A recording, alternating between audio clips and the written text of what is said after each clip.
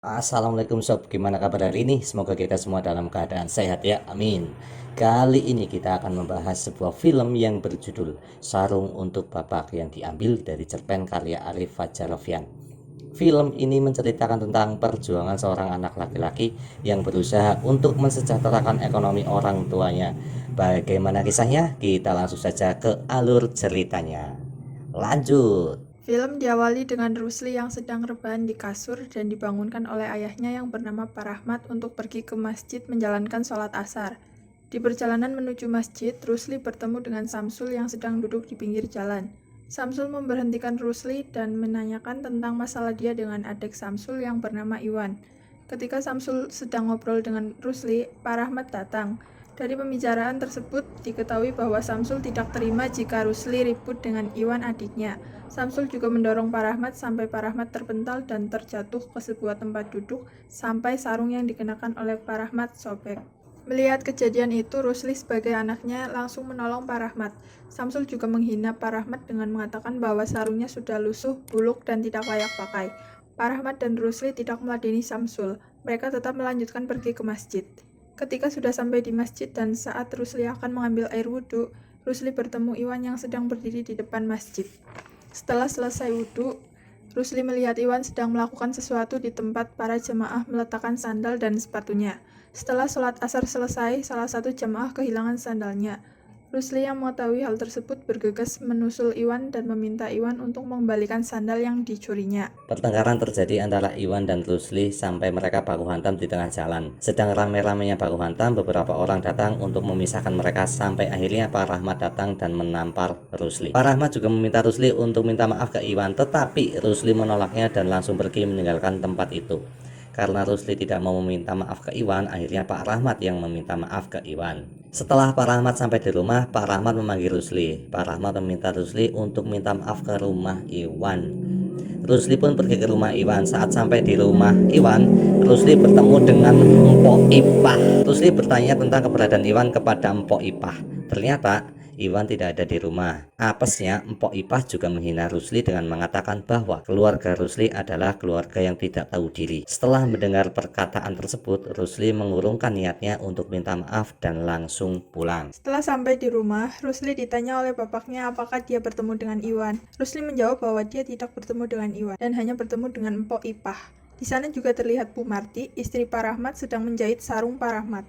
Istrinya mengatakan mengapa Pak Rahmat tidak mau mengganti sarungnya. Pak Rahmat menjawab bahwa sarung tersebut adalah sarung yang sangat spesial, karena sarung itu merupakan hadiah dari istri Pak Rahmat saat Pak Rahmat ulang tahun. So sweet banget sob, dapat hadiah ulang tahun apa sob dari orang yang kamu sayang. Di pagi harinya ketika Rusli berangkat kerja dengan membawa bekal yang diberikan oleh ibunya, datanglah seorang perempuan yang menagih hutang kepada Bu Marti atas hutangnya yang dipakai oleh Bu Marti untuk menebus ijazah Rusli. Bu Marti memberikan janji untuk menyicil hutangnya pada esok hari. Tanpa disadari, semua percakapan antara Bu Marti dan penagih hutang didengar dan dilihat oleh Rusli yang sebenarnya Rusli belum berangkat kerja. Rusli bersembunyi di balik pohon. Rusli pun melanjutkan perjalanannya untuk berangkat kerja. Di tengah jalan tidak sengaja Rusli akan tertabrak oleh Bu RT atau Bu Rodiah dan anak Bu RT yang bernama Sari. Dari tatapan Sari kelihatannya kayaknya Sari ini ada rasa ini sob sama si Rusli. Diperlihatkan juga Rusli sampai di tempat kerja dan ternyata pekerjaan Rusli adalah seorang mekanik di salah satu bengkel mobil. Di sisi lain diperlihatkan Bu Marti berjalan menuju ke rumah Bu Eni untuk bekerja. Di tengah jalan, Bu Marti bertemu dengan sekumpulan emak-emak yang sedang belanja ke tukang sayur keliling dan ritual antara emak-emak yang sedang belanja pun terjadi. Mereka menggibahi tentang Bu Marti yang punya hutang dengan Bu RT atau Bu Rodiah.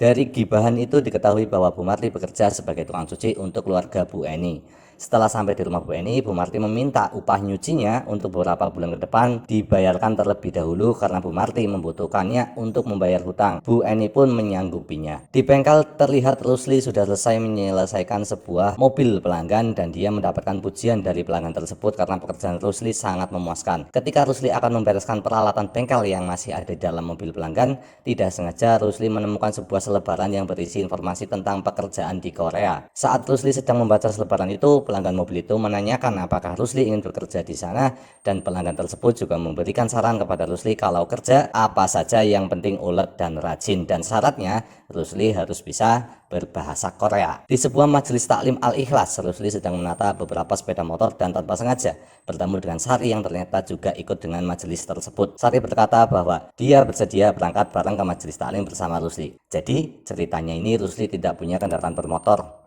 Gimana nih kalau ditawarin tumpangan sama perempuan cantik Sari? Gas nggak sob? Hehehe. Setelah selesai pengajian di tempat parkir, Sari menawarkan kepada Rusli untuk pulang bersamanya, tetapi Rusli menolaknya karena pekerjaan Rusli masih banyak. Setelah Sari pulang, datanglah Pak Ustadz mengajak Rusli untuk makan malam. Di tengah perjalanan bersama Pak Ustadz, mereka menemukan Sari yang sedang dibegal oleh beberapa orang di jalan. Para begal pun langsung kabur ketika mereka melihat kedatangan Pak Ustadz dan Rusli.